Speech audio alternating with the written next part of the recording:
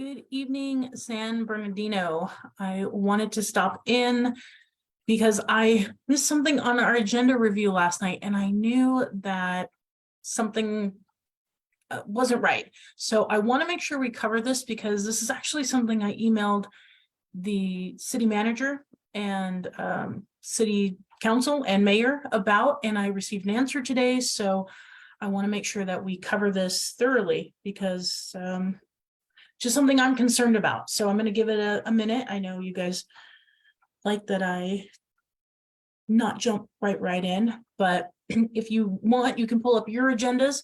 If not, what I've done here is I've just cut and paste. Everything is a city document prepared by the city for the public. So none of this is my own creation, except like one little tab for the salaries. But okay, here we go. I'm sorry, right off the bat, I know you guys know we're having really bad weather. If for whatever reason we stall out, I will jump right back on to make sure that we can continue this, but it's only a couple slides. So this agenda, item number 10, is to consider the appropriate staffing levels for both the office of the mayor and the city council office for all wards. It reads, it is recommended that the mayor and council of the city of San Bernardino, California, review and consider the proposed staffing for both the office of the mayor and the city council office and provide modifications or approve as presented. The adopted resolution authorizes the agency director of administrative services to amend the 22-23 general fund operating budget in the amount of $143,387. Now, this is what got me.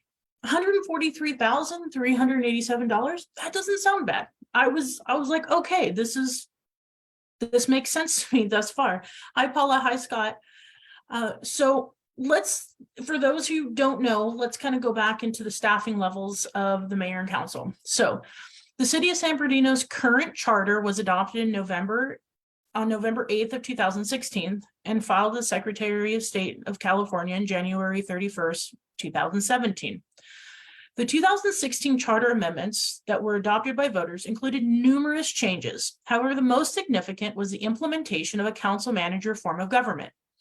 In general, the council manager form of government combines the political leadership of elected officials, the mayor and city council, with an appointed administrator, the city manager. The city council serves as a legislative body. They're the voters, which means that they have the authority to set the policy, approve contracts and agreements, and undertake other obligations consistent with the city's charter and municipal code, while deferring to the discretion of the city manager to choose the appropriate means to achieve those goals. So they set the policy, they choose the parameters, and then they allow the city manager to figure out how to implement that within the parameters.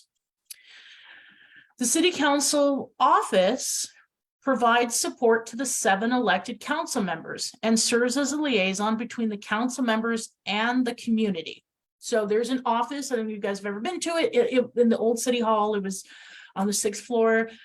There were up to 4, I think now there's 2 staff members, and they handle everything, calls, emails, needs of the 7 council members, 2 people for 7 council members. Next page. They assist with inquiries and concerns received from the public. The office also provides, as the Office of Council, also provides administrative support that includes maintaining calendars and schedules, confirming conferences and coordinating travel, and assisting council members in their duties, serving on regional boards and in member organizations. So they handle everything. And if you don't know, it's Miss Val and Miss Cheryl, and they're amazing, and it's just awesome what they do. And they are city employees, by the way. They are city employees. The mayor serves as the chief spokesperson for the city and is recognized as the head of the city government for ceremonial purposes. Additionally, the mayor serves on several regional boards and takes the lead in establishing and fostering relationships in support of the city of San Bernardino's vision and key strategic goals. The office also provides administrative support that includes maintaining calendars and schedules, confirming conferences and coordinating travel, and assisting the mayor in their duties serving on regional boards and in member organizations. Now, as of right now, that's an executive assistant to the mayor. Hi, David. Hi, Sophia. Happy Valentine's Day. So the mayor, as we know, diminished role, ceremonious only. The 7 council members create the policy, create the parameters, and then work with the city manager to implement. The council's office right now has 2 employees. The mayor's office has 1 employee. Here's the discussion on this. On January 18th, 2023, the mayor and city council passed a motion during the regular meeting directing staff to evaluate the appropriate staffing levels for the office of the mayor and the office of the city council. To make these determinations, staff examined the city of San Bernardino's historical staffing levels preceding the adoption of the new charter on November 8th, 2016, and compared them to the current staffing levels. Staff also considered the diverse and unique needs of the community in preparing this recommendation, ensuring the proposed staffing levels would be appropriate to meet the current needs of the public. Okay, great. I'm glad you did your homework. That's awesome. Currently, the office of the city council has 2 funded support positions, and the office of the mayor has 1 funded support. We already discussed that. We're right on the same page. This marks a reduction in staffing for both offices compared to previous years. In the first 2 fiscal years following the adoption of the charter, the city of San Bernardino provided the council with 4 full-time support staff and the mayor with 3 full-time support staff. To meet the current needs of the community, staff recommends restoring the staffing to their historic levels. The tables on the following page illustrate the current and proposed staffing levels and include salary and benefit cost comparisons for the remainder of the fiscal year. That part I missed. That was the part that I missed for the remainder of this fiscal year. Now let's do a little history on what happened with the mayor's staff. If we remember specifically, the mayor sexually harassed his female employees, created a hostile work environment for everybody else around him. And so the council took away the staff.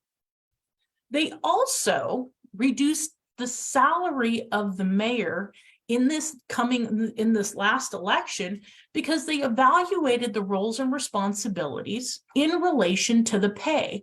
And what they determined was, for what the mayor does at the previous $125,000 a year was ridiculous. And so they dropped the salary of the mayor to $50,000 to be in a line with salary schedules and, comparisons and in alignment with duties. Okay. And their duties in this new charter went up. Next page. Here is the proposal. So currently on the left, we'll start on the top, is council office. 7 council members for the remainder of this fiscal year, which is March through June. I missed that part. March through June, there is a budget of $149,776 for council members. Remember, they raised their salary to $37,600 apiece this year. The administrative assistant to the council and the council administrative supervisor. So for the rest of the year, they're going to make between $33,000 and $37,000. Now, the proposed change is to add 2 additional people, which means that they're going to add another administrative assistant to the council, and then they're going to create an executive staff assistant to the council. So they, in those 2 positions, they're going to add roughly, $75,000 to their budget. So remember that number, right? The 149,000 that I was super like, okay, this isn't a big deal, right? Well, this is only for 4 months. That's only for 4 months. $75,000 over the course of 4 months. Now let's look at the mayor. So currently, the remainder of the 4 months, the mayor, who makes $50,000 a year, has $28,273 of her salary remaining to be paid. And the executive assistant to the mayor has $37,236 remain to be paid. What the proposal is to eliminate the executive assistant to the mayor. okay, and create an assistant, or I'm sorry, not create, because these are still in works, but and then make it into an assistant to the mayor 2, and then create an assistant to the mayor 3, and create an assistant to the mayor 4 position. Establish these positions. These are already created positions. We'll get to that. These salaries over the next 4 months will earn $28,810, $35,506, $44,098. Roughly $120,000 difference. So interesting. This is now, I thought when I read this that this was going to be their salaries for a year. I thought, hey, that's pretty dang reasonable. $28,000, $35,000, $44,000 for a year. I did question. I said, hey, I think you guys got the mayor's salary wrong. She makes $50,000. We need to correct that. No, these are 4 months' pay. So let's look at this little box. I'm going to try and point right here. So right now for the next 4 months, the cost will be an additional amount. But starting next year, July 1, this total will go to $880,179. So the city council's office budget will become $880,179 to add these additional 2 positions, plus the remainder, which will be the full scope of their salaries for the council. Okay, I get it. I'm down. I'm okay with that. There's 7 of them, and then they're only going to have 4 employees. The ratio, and there's a lot goes on. I mean, look, the council is responsible to answer to 35,000 people individually and 223,000 collectively. Okay. Now the mayor's office over the next 4 months will go to from 136,687. But if you look at the bottom line on that side right there, next year, her operating budget for salary and benefits will be $410,061 for just salary and benefits. That's crazy. Okay, I'm not going to give an opinion yet. That's a lot of money. That's a lot of money. So let me go to the next page. Let me go to the next page. Right now, they're saying that the fiscal impact, like we said, will be that $143,387. Now, here's my personal opinion about this. This is very misleading. And I didn't even quite look at it to where just on the face value of things, I'm not catching March through June. I'm thinking this is a grand total. Plus, there is nowhere in the backup material that is showing the salary ranges. They're not giving any point of context for what this is. And they didn't provide the job descriptions. Well, I did. So let's go ahead and take a look at this, because I think this is what really catches me. This is kind of what gets me. Here is going to be the current breakdown. At top, the mayor makes $50,000 a year. That's established, cannot change the salary for 4 years. The assistant to the mayor 2, according to the city's website, makes between $61,562.40 and $74,826.72, depending on wherever the mayor chooses to place them. And there is no restriction. They could be at the top. The assistant to the mayor 2 makes more than that, of course, because there are 2. They start at $79,003.44 and can go up to $96,226.76. And the little black boxes are their breakdown. And then the assistant to the mayor 4 starts at $101,380.56 and caps at $226.08. These people will earn more than the mayor, and they are full-time. Now, I don't know about you, but I have never made more than my boss, because I would be under my boss, and my boss would obviously make more than me. And I'm seeing your comments. Let me go through. Let's see. Hi, Virginia. Hi, Sophia. Yeah, I'd unretire too, Ron. Absolutely. Shady. How is that? It's insane. City math at its best. Yes, absolutely. So, wow. And now I kind of see why I wouldn't, if this was my plan, which would never ever be, as you guys know, I believe in following the charter. I wouldn't want this in the material either. Right? I mean, who would want the residents to see this right off the bat? And let's look at this. Now, my understanding, and if I'm wrong, I will correct this, but from what I remember working at City Hall for 4 years, these positions existed during the time of our strong mayor, when Pat Morris and Carrie Davis were mayors in my time here at the city.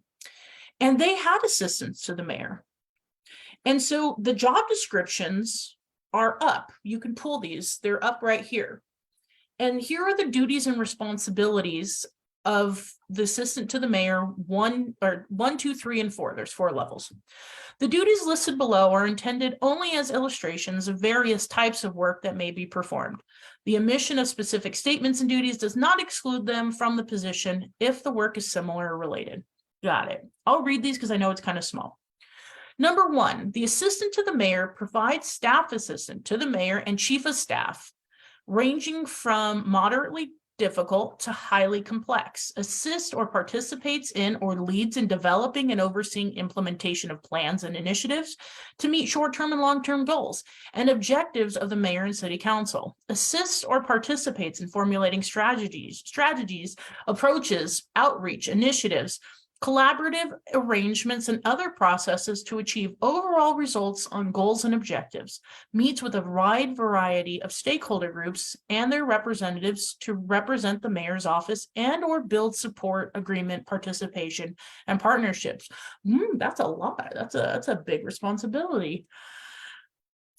2, the assistant to the mayor plans, coordinates, organizes, and conducts or assists in conducting or arranges for completion of administrative policy. Remember, we'll get to that, and legislative analysis studies relating to assigned issues ranging from routine to complex and highly responsible, identifies issues and challenges, obtains relevant information and data, analyzes alternatives, and makes recommendations, prepares or requests revenue and cost analysis, presents reports and conclusions and recommendations to internal and external stakeholder groups, recommends the formation of task force and committees to review policy issues, works with the city manager and others as applicable in implementing policies, drafts or requests, drafting of reports, policy papers, recommended legislative proposals, presentation materials, press releases, and talking points for the mayor or others he or she may designate.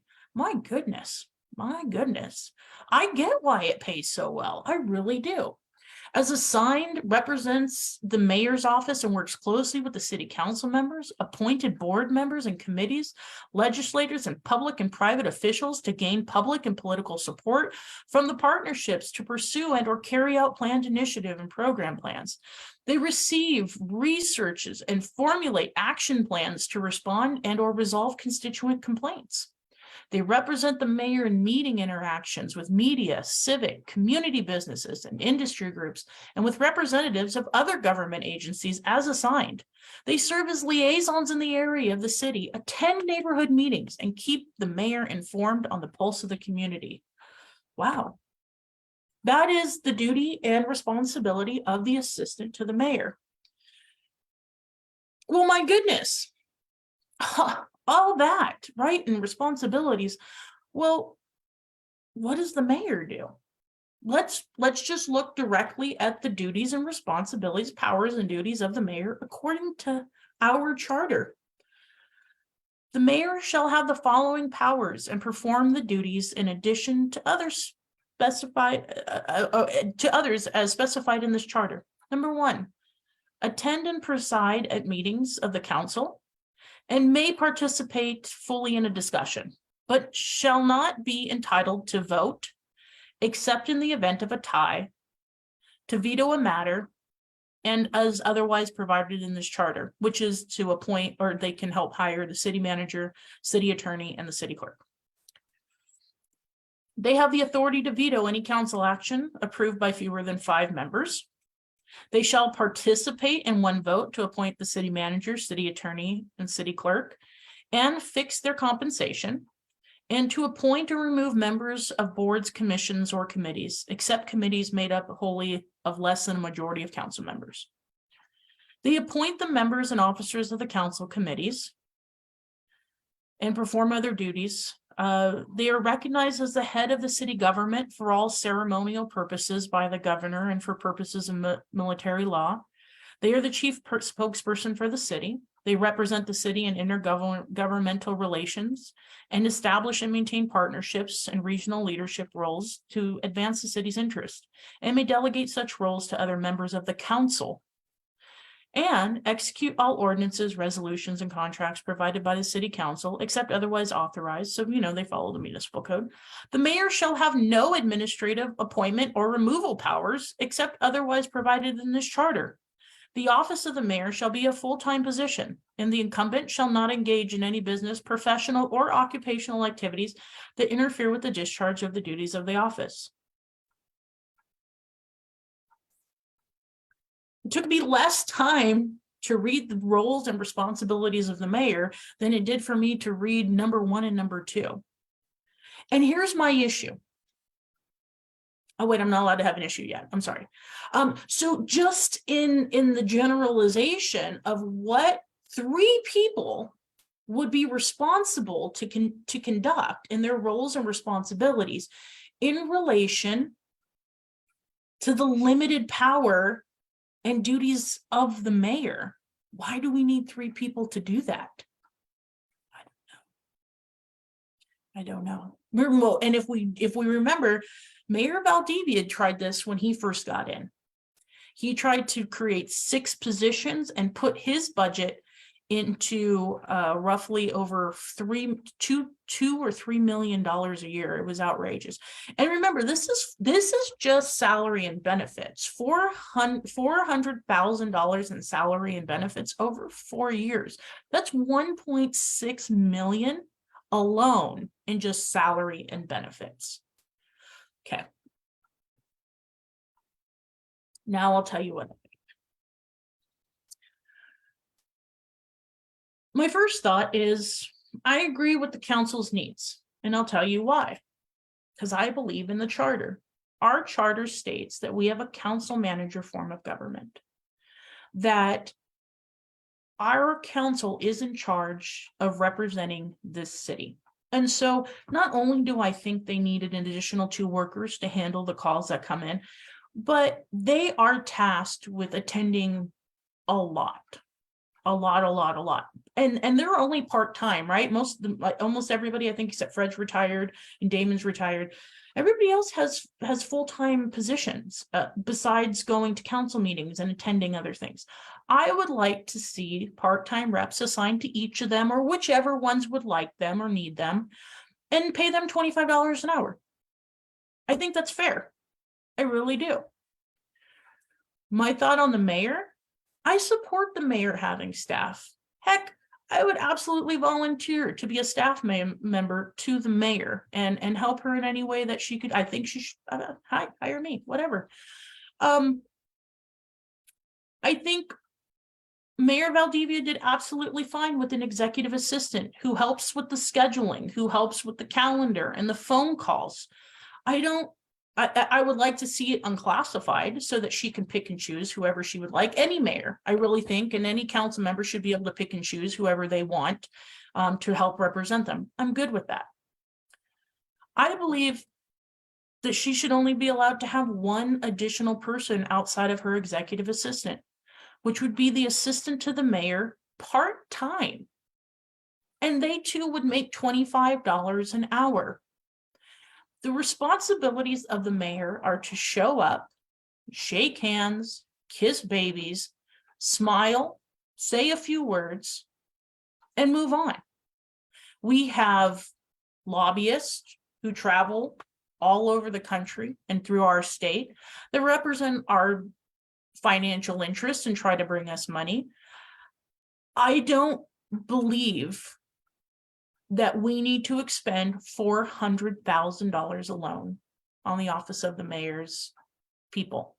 What is the purpose of the mayor if we're going to pay other people to do the job? And the job is very simple. We just went over that. The duties and responsibilities of what would be an assistant to the mayor is far greater than the duties and responsibilities of the mayor. Yikes. And the other thing is, we have greater needs in our community that we should be funding. I said that right there. That's my number one point. I don't believe it's fair to continually tell the community, we don't have the money for this. We can't fund that right now. We're working on it, maybe next budget. But then there seems to always be money available to give people raises, to create jobs for other people. But you can't get the streets paved more than what's on track. You can't get the sidewalks fixed. The streets are flagging. You can't get them cleaned up. We can't get street sweeping. We can't afford the $2 million or $3 million projection for signage around the streets. We can't have anything. But somehow the mayor can add 3 new funded positions for salaries higher than hers, full-time, to do her job. I can't. And I say I can't because I would never. What is supposed to be different?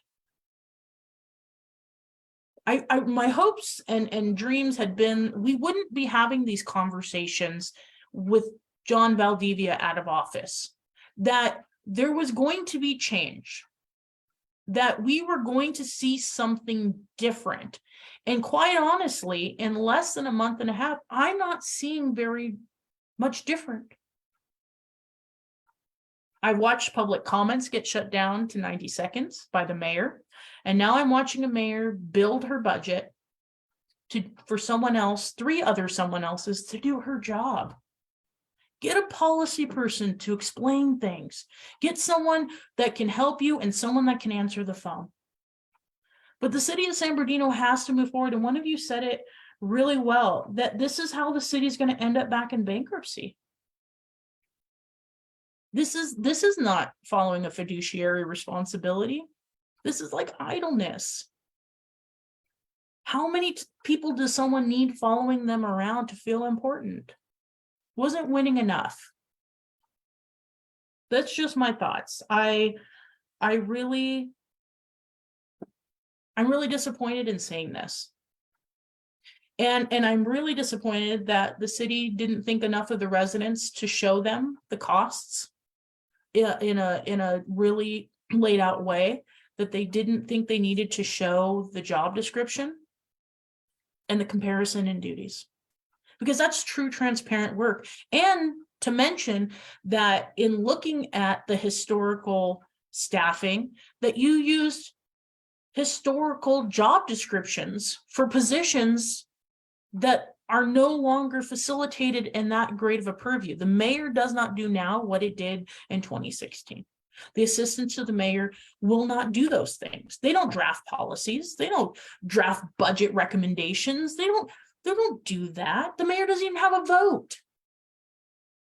So that was my 2 cents. I really wanted to make sure that I brought this up, because when I received the final email from the city today sharing that, I was just like, wow, here we are once again. This was only the tip of the iceberg. $143,000 won't even cover 2 of the salaries next year. So if you are like me and you don't support this, please come to the council meeting tomorrow. Let the council know your thoughts. If you support it, hey, come to the council meeting and let the council know your thoughts. Either way, now we know. And this is the full layout of it, but I will not be supporting this tomorrow night. So thank you guys.